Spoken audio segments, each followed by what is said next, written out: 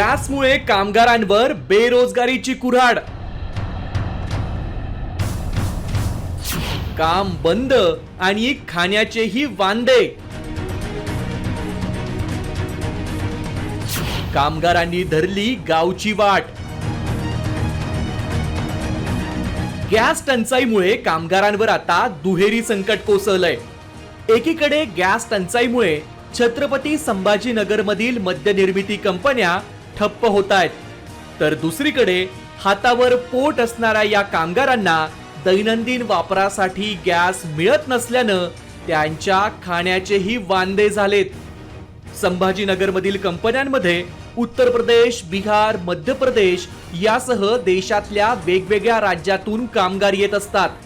मात्र हेच कामगार आता गावची वाट धरतायत. त्यामुळे साम टीव्हीनं कामगारांना गाठून त्यांच्या समस्या जाणून घेण्याचा प्रयत्न केला. आपका गैस कनेक्शन है? नहीं। फिर कैसा हर दिन कैसा हर महीने में कैसा कहाँ से गैस लाते हैं और कैसा खाते? ये एचपी का लाते थे छोटा वाला। अच्छा, फिर अभी अभी नहीं मिल रहा है तो 2-4 दिन से होटल में खा रहे। फिर अभी जाने का गांव सोच रहे, कल परसों में निकल जाएंगे।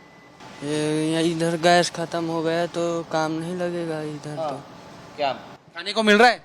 खाने को तो अभी तो मिल रहा है, जब तक काम खा रहे हैं अभी मंगा के। अच्छा, होटल से मंगा के खा रहे हैं। गैस हमारा रूम का ख़त्म हो गया है तो अब भरने का नहीं मिल रहा है। दरम्यान कामगारांनी परतीची वाट धरल्यानं कंपनी आणि मालकांसमोरच्या अडचणीत वाढ झालीय.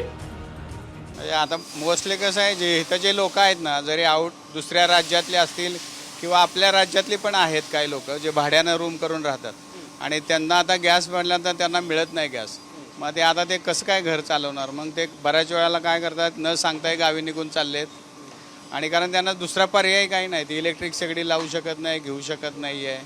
त्यामुळे त्यांना त्यांच्या रोजचा खायचा जेवणाचा ह्याचा प्रॉब्लेम त्यांना निर्माण झालेला आहे. गॅस टंचाई कायम असतानाच व्यवसाय सुरू ठेवण्यासाठी मालकांना कसरत करावी लागते.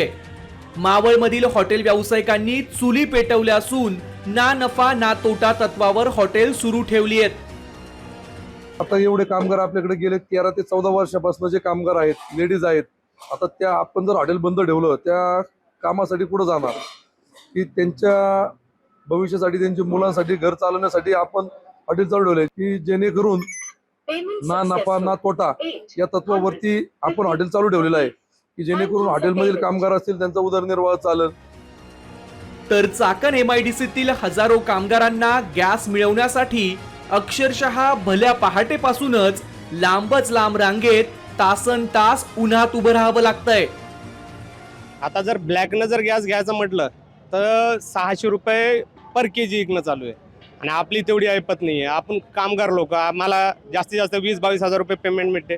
त्यानंतर घर भाडं वगैरे सगळं देऊन जर एवढा गॅस घ्यायचं म्हटलं तर होत नाही. आणि इथे यायचं म्हटलं तर लाईन लावायला लागते.